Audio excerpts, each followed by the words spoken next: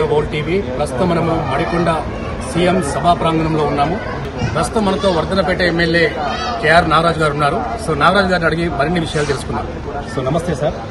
మరి ఇప్పుడు ఈ రోజు ఈవినింగ్ సభ ఏ టైంలో స్టార్ట్ కాబోతుంది, ఎంతమంది రాబోతుంది?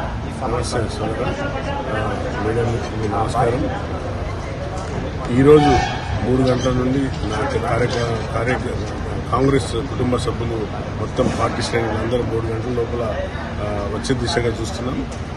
అన్నగారు గౌరవ ముఖ్యమంత్రి గారు మొదటిసారిగా వరంగల్ జిల్లాకు వస్తున్నారు. అది కూడా నా యొక్క కాన్స్టిట్యున్సీకి వస్తున్నారు కాబట్టి ఘనంగా వారిని సన్మానించుకునే దిశగా వెళ్తున్నాం. సో ఒక సుమారుగా 1,00,000 పై చిలుకు కాంగ్రెస్ శ్రేణులు వచ్చే దిశగా చూస్తున్నాం.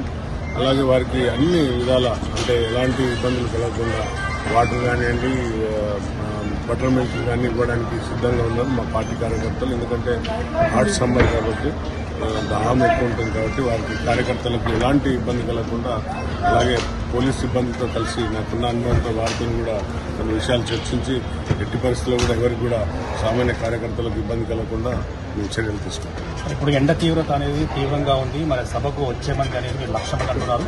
సో అంతమంది వచ్చే అవకాశం ఉందంటారా? 100%. ఎందుకంటే సీఎం గారు మొదటిసారిగా వరంగల్ వస్తున్నారు కాబట్టి, అది దట్టు నా మడికొండ కాన్స్టిట్యున్సీ వస్తున్నారు కాబట్టి, మా యొక్క మడికొండ వర్ధనపేట కిందనే వస్తుంది మడికొండ కాబట్టి, నా దగ్గర నుండి సుమారుగా స్వచ్ఛందంగా 20,000 పై చిలుకు వస్తున్నారు కాబట్టి మిగతా కాన్స్టిట్యున్సీ నుండి 10,000, 15,000 లెక్కేసుకుంటే స్వచ్ఛందంగా రావడం.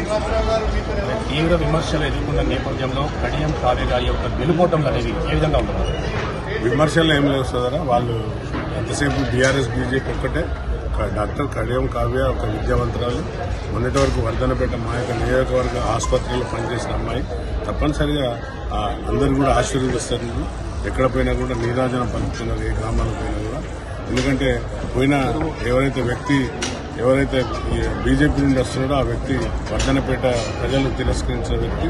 అలాగే చెల్లని రూపాయిని వీళ్ళంతా తీసుకొని మళ్ళీ బీజేపీ శ్రేణులలో బాగా డిసిప్లిన్ ఉంటుందని వాళ్ళు జబ్బలు చర్చుకుంటారు. మరి అలాంటివన్నీ తీసుకుపోయి వాషింగ్ మిషన్లు వేసి వైట్గా చేసి పంపిస్తున్నాం అనుకుంటున్నారు. కానీ ఆ బురద ఎక్కడ పోలేదు. ఆ బురద అంతా అట్లనే ఉన్నది. ఆ బురదతోనే వస్తున్నారు కాబట్టి తప్పనిసరిగా ప్రజలు గుర్తించారు. అలాగే 7 నియోజకవర్గ ప్రజలు కూడా ఇతను వస్తే ఎక్కడ మళ్ళీ మా దగ్గర కూడా రియల్ ఎస్టేట్ భూ కబ్జాలు దందాలు అవుతాయని వారు కూడా భయంగా ఉన్నారు కాబట్టి తప్పనిసరిగా కడియం కావ్య గారికి వాళ్ళు వేసి ఓటేసి గెలిపిస్తారు. ఇప్పుడు మందకృష్ణ మాణిక్ గారు అనేక మార్లు బాధపడగా కడియం కావ్య గారి యొక్క ఓటమి లక్ష్యంగా మేము ముందుకు వెళ్తాము, మాదిగ సమాజానికి పిలిపించాము. సో దీన్ని ఏం కనుకోవచ్చు? మీ అందరికీ తెలుసు సోదరా, ఉద్యమకారుడు అనే మందకృష్ణ మాదిగ ఎంతసేపు వారి యొక్క సొంత ప్రయోజనాల కోసం అందరు గుర్తించింది. మాదిగ సోదరులు అందరూ కాంగ్రెస్ వైపు ఉన్నారు. కాంగ్రెస్ అంటేనే ఎస్సీ ఎస్టీ బడుగు బలైన వర్గాలకు చెందిన కాంగ్రెస్ పార్టీ కాబట్టి వారిది ఏ మంత్రం కూడా ఇక్కడ ప్రజలపైన కానీ మాదిగ వర్గానిపైన కూడా ప్రభావం ఉండదని నేను ఆశిస్తున్నాను. నిన్న ఒక మీడియా ఛానల్లో కేసీఆర్ గారు మాట్లాడుతూ, కేసీఆర్ కడియం శ్రేణి కాంగ్రెస్లోకి రావడం అంటే రాజకీయంగా తన రాజకీయ జీవితాన్ని భూస్థాపితం చేసుకోవడమే అని చెప్పారు. దీని ఏ విధంగా కడియం శ్రీహరి గారి కోసం మనం అందరికీ తెలుసు. వరంగల్ జిల్లా ప్రజలకి ఇక్కడ విద్యావంతులు కానివ్వండి, లేక విద్యార్థులు కానివ్వండి, ఎవరైనా కూడా బడుగు బలైన వర్గాలు వారు ఒక తెల్లని పేపర్. వారికి కాంగ్రెస్ పార్టీ స్వేచ్ఛనిచ్చింది. అక్కడ స్వేచ్ఛ లేదు. వారిని ఏ విధంగా చేసిందో ప్రజలందరూ గుర్తించారు. అక్కడ దళితులకు ఆ యొక్క దొరల పాలన ఎట్లుంటుందో చూసింది కాబట్టి తప్పనిసరిగా కడియం శ్రీహరి గారు ఒక గొప్ప మనుషులు అందరూ కూడా ఆదరిస్తున్నారు.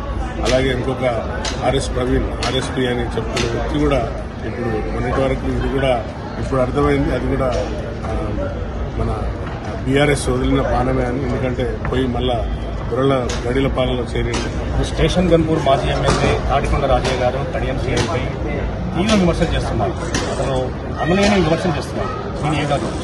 ఆయన కోసం మనం ఎంత తక్కువ మాట్లాడుకుంటే అంత మంచిది. ఎందుకంటే వారి క్యారెక్టర్ కానివ్వండి, లేక వారి యొక్క బిహేవియర్ కానివ్వండి ప్రజలందరికీ తెలుసు. ప్రత్యేకంగా గన్పూర్లో ఎగిరెగిరి తొక్కుతా, నిలబడి తొక్కుతా, పడుకొని తొక్కుతా అని అంటున్నాడు. కానీ ఆల్రెడీ నువ్వు ఏమైందో నీ ఒకసారి నీ లైఫ్ హిస్టరీ ఎంతో తిరిగి చూసుకో. కాబట్టి వారిని అసలు వారి కోసం ఎంత తక్కువ మాట్లాడుకుంటే అంత మంచిదని. సో ఏది ఏమైనప్పటికీ కూడా ఈరోజు సాయంత్రం జరిగే సభా మీటింగ్కి దాదాపు 1,00,000 పైచిలకు రాబోతున్నారు. ఎండ వేడి అనేది ఏ విధంగా ఉన్నప్పటికీ కూడా కాంగ్రెస్ ప్రభుత్వంపై మరియు సంక్షేమ పథకాలపై అభిమానంతో ఈరోజు చాలా మంది 1,00,000 పైచిలకు కార్యకర్తలు ఈరోజు ఈ సభకు రాబోతున్నారని చెప్పేసి ఎన్ని చివాట్లు చేసినా ఎంతమంది కామెంట్ చేసినప్పుడు కూడా వరంగల్ ఎంపీ పార్లమెంట్ విషయానికి వస్తే మొట్టమొదటిసారి గెలిచేది కేవలము కడియం కావ్య అని చెప్పేసి వర్ధనపేట ఎమ్మెల్యే కేఆర్ నాగరాజు గారు జై స్వరాజ్య వరల్డ్ టీవీకి ఇచ్చిన ప్రత్యేక ఇంటర్వ్యూలు చెప్తున్నారు.